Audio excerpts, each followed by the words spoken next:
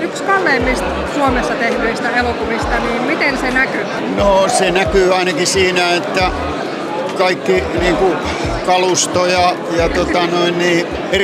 erikoistehosteet on isompia, että sillä tavalla se näkyy. No, kaikki on vähän suurempaa ja toi niin kuin kuvausperiodi oli huomattavasti pitempi kuin ykkösen. Ja toivottavasti se näkyy myös tuolla Valkokankaalla. Mikä tämän elokuvan tekemisessä oli parasta? No mun mielestä tämä Sisu kakkosen tarina on nyt erilainen ja paljon emotionaalisempi ja henkilökohtaisempi Aatami Korvelle.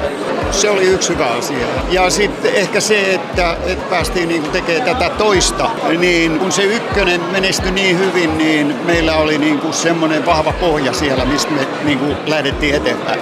Kerrotko meille vielä loppuun, että mitä Sisu tarkoittaa sinulle? Periksi antamattomuutta.